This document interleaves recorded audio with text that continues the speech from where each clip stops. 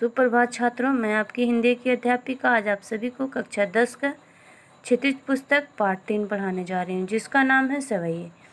तो आइए इस सवैये के बारे में हम लोग सबसे पहले इसकी पंक्तियों को पढ़ेंगे, उसके बाद इसके प्रसंगों को जानेंगे और इसकी व्याख्या को जानेंगे। तो देव द्वारा लिखित ये पंक्तियाँ आइए पढ़ते हैं। पायन नुपुर मंजू बाजे, कटी किनकिनी के धुन की मधुराई, सावरे अंग लसे पट पीत, ये हुलसे बनमाल सुहाई, माथे किरीट बड़े दीर्घ चंचल, मंद हसी मुख चंदन जुन्हाई, जय जग मंदिर दीपक सुंदर, श्री ब्रज दूल्हा देव सहाई। तो प्रस्तुत सवैया हमारे पाठ्य पुस्तक क्षितिज के अंतर्गत संकलित देव की कविताओं से उद्धृत है। इसमें देव ने कृष्ण के रूप सौंदर्य का वर्णन करते हुए उनकी वंदना की है। कृष्ण की रूप छवि का वर्णन करते हुए देव कहते हैं कि कृष्ण के पैरों में सुंदर नुपुर बज रहे हैं और कमर की घुंघरुओं वाली करधनी मधुरतापूर्वक बज रही है। उनके सांवले शरीर पर पीला पीतांबर और हृदय प्रदेश पर वनमाला सुशोभित हो रही है, यानी उन्होंने पीले रंग का वस्त्र धारण किए हुआ है और उनके गले में वनमाला है। ऐसे कृष्ण के माथे पर मुकुट है। उनके नेत्र बड़े बड़े और चंचल हैं, अर्थात अत्यंत सुंदर और मादक हैं। उनकी धीमी धीमी हंसी और चंद्रमा की चांदनी के समान शोभाशाली मुखमंडल है। देव कहते हैं कि इस प्रकार के अनुपम शोभा वाले संसार रूपी मंदिर के दीपक ब्रज बालाओं के स्वामी श्री कृष्ण मुझ पर कृपा करें। तो उम्मीद करती हूँ कि आप लोग इस सवैये का अर्थ समझ गए होंगे। अब आइए आगे कावित्ती पढ़ते हैं। कवित्ती जो है ये भी देव द्वारा लिखित ही एक प्रसंग है। तो आइए सबसे पहले इसे हम लोग पढ़ लेते हैं। डार द्रुम पलना बिछौना नौ पल्लव के, सुमन झिंगुला सो है तन छवि भारी दे, पवन झुलावे केकी करी बतरावे देव, कोकिल हलवावे हुलसावे का तारी दे, पुरित पराग सो उतारो करे राई नोन, कंजकली नायिका लतान सिर सारी दे, मदन मंदीप जू को बालक बसंताही, प्रताही जगावत गुलाब चटकारी दे। प्रस्तुत सवैया हमारी पाठ्य पुस्तक क्षितिज के में संकलित शीर्षक शीर्ष रीति कवि देव की कविताओं से उद्धृत है। इसमें देव ने ऋतुराज वसंत का मानवीकरण करते हुए प्राकृतिक में उसके आगमन को बालक के रूप में देखते हुए प्रकृति और प्राकृतिक उपादानों के साथ मनुष्य के रागात्मक संबंध की सर्जना की है।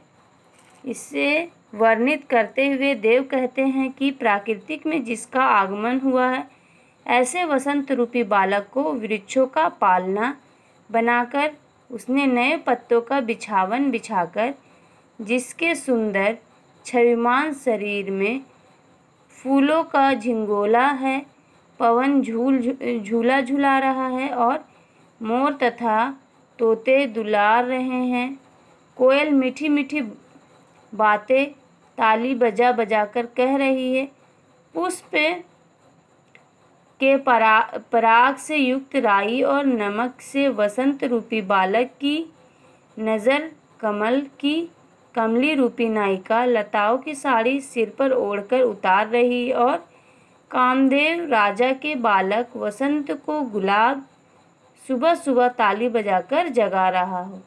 तो इस कवित्ती में देव यह बताना चाह रहे हैं कि प्रकृति में जिसका आगमन हुआ है, ऐसे वसंत रूपी बालक को वृक्ष का पालना बनाकर उसे नए पत्तों के बिछावन बिछाकर जिसे सुंदर छविमान शरीर के रूप में झूला झूला रहा है। यानी उनके कहने का अर्थ ये है कि प्रकृति के जो वातावरण में ऐसा महसूस हो रहा है जैसे कि कोई उन्हें झूला झूला रहा हो। अब आइए आगे पढ़ते हैं। कवित्ती का दूसरा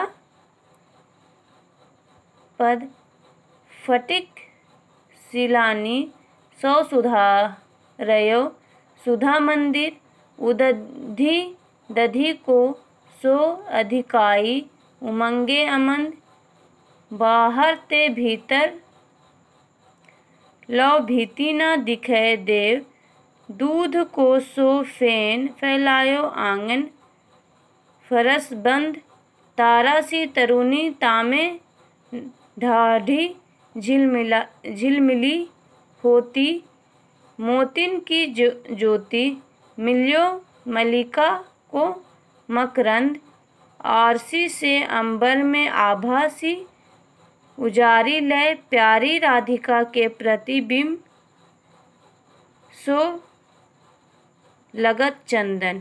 तो आइए अब इस पंक्ति के बारे में जानें। तो प्रस्तुत कविता ये भी हमारे क्षितिज पुस्तक से ही ली गई है और इसके भी कवि जो है महाकवि देव ही हैं। तो इस कवित्ती में कवि ने चांदनी रात में आकाश की आभा का वर्णन किया है। वो बताते हैं कि स्फटिक शिलाओं से बने अमृत के गृह में, जिसमें समुद्र के जल की अधिकता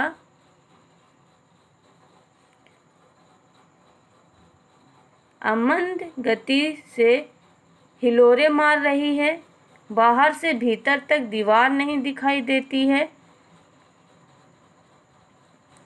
उसके मोतियों की चमक मलिका के फूल के मरकंद की तरह है और दर्पण के समान स्वच्छ आकाश में ऐसी उजियाली चांदनी की आभा फैली हुई है जिससे प्यारी राधा यानी कृष्ण प्रिय जो राधा हैं के प्रतिबिंब की भांति चंद्रमा दिखाई देते हैं।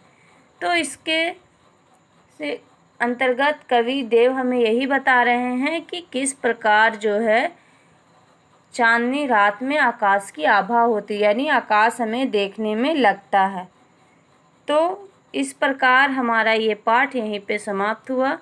आशा करती हूँ कि आप सभी को ये पाठ अवश्य समझ में आया होगा। धन्यवाद।